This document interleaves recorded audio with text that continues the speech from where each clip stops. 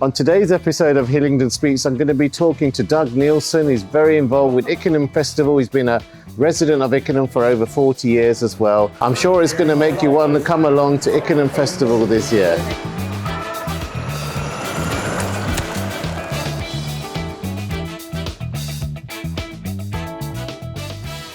Welcome to Hillingdon Speaks, Doug. Really good to meet you today. Just tell us a little bit about yourself, firstly. How long you've been living in Ickenham?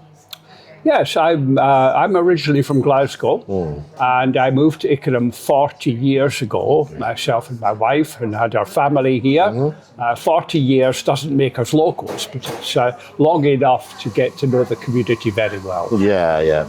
And in terms of the community, how would you describe Ickenham as a village and what goes on here? Ickenham calls itself a village. Of course, it's long since lost its real village attribute. It's now a part of the borough of Hillingdon.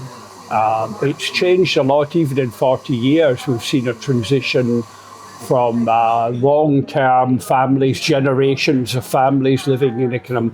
Now it's much more diverse, it's much more transient, people don't tend to stay so long, and it's out of space. Every last piece of space has a house built on it. And there's nowhere left to go. We're up against the green belt, and we're up against the next part of Hillingdon. So, you know, this is it. Yeah, like a lot of London, isn't it? It's definitely run out of space. Yeah, and in terms of, I know you've been obviously very, very active with Ickenham Festival over the last, decades, Decades, yes. The festival's been running since 1975. And to be frank, the generation who started the festival and who grew it, they've moved on now. They've mostly gone. So we are a kind of the team that runs it now is essentially a kind of second generation team. I've been involved since the late 1990s. So I've done about 30 years. And since we run our major festival event every 2 years, that means I've seen about 15 festivals. This year is our Golden Jubilee. It's our 50th year, not our 50th festival, because we run every 2 years. But we're having special events and recognition of 50 years. Yeah, that's what I was going to ask. What's going to be different this year? Is there any particular things that you can, or are you going to leave it as a surprise?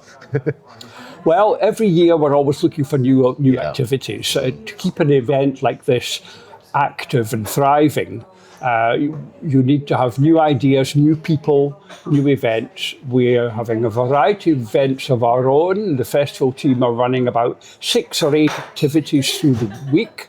We've also got about another 60 or 70 events by people living and working in the community. And that is all going to be folded into a programme which will be published within a week or so. It's currently at the printers.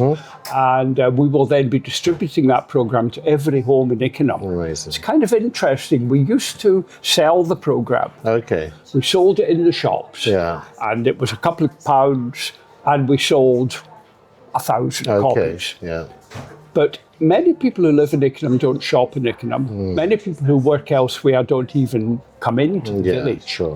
So we started a few years ago with the idea of delivering the programme to everyone, every home, 5,500 homes in Ickenham.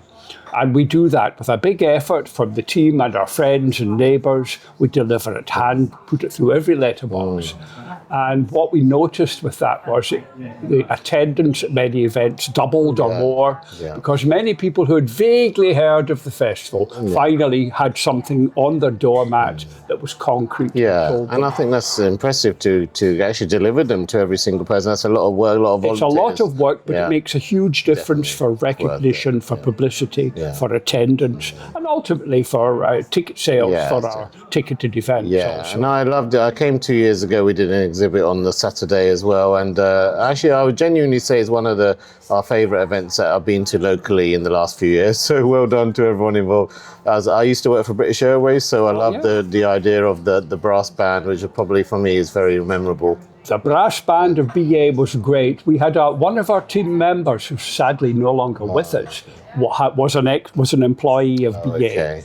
And we've had several links over the years with British Airways and other bands. Marching bands are very hard to find now. Yep. And we are finding it difficult to continue that particular part of the tradition. But everything has to change, and if we don't change, we don't grow. Yeah. And so we're always looking for new ideas, and perhaps the days of a marching band, sadly, have passed.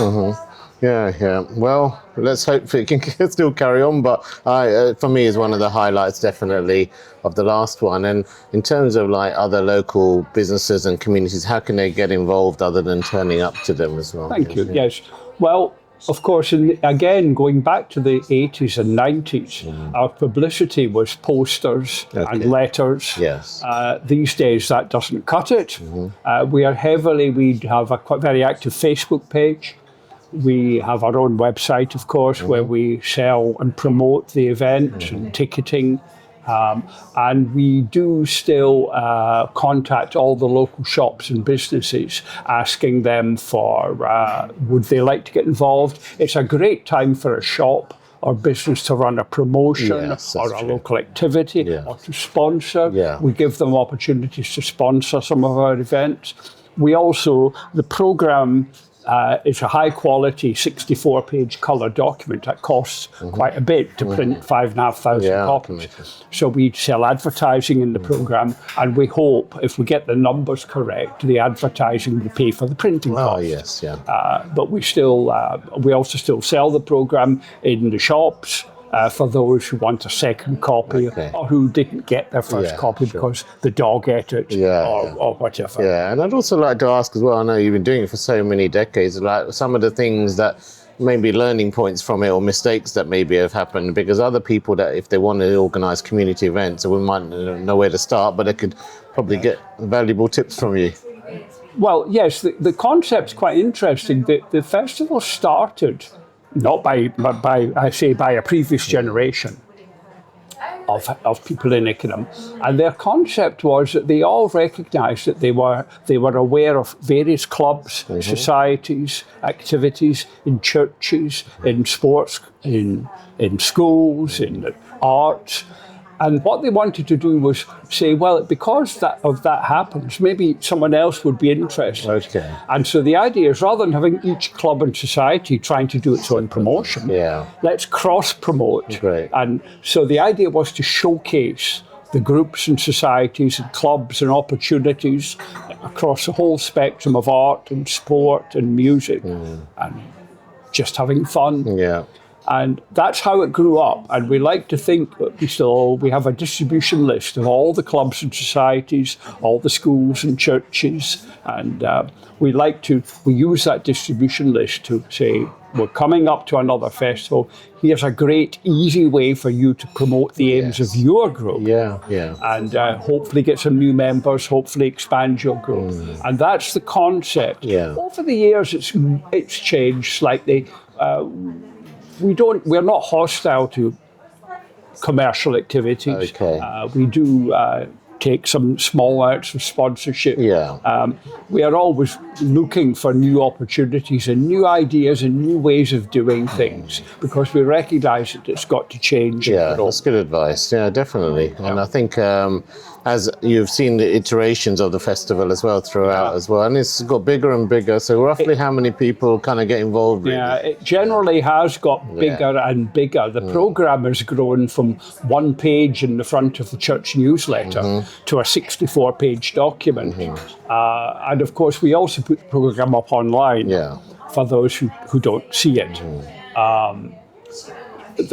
We don't track numbers particularly, but our major activity in the week, in festival week, our major activity is our Village Day on Saturday, the 13th of June this year, which will be a large event in Milton Court, a free event, and there'll be entertainment, there'll be food, there'll be pitches and stalls by various local businesses, groups, societies. And then in the evening, we'll go on to our music concert in the grounds of Glebe School.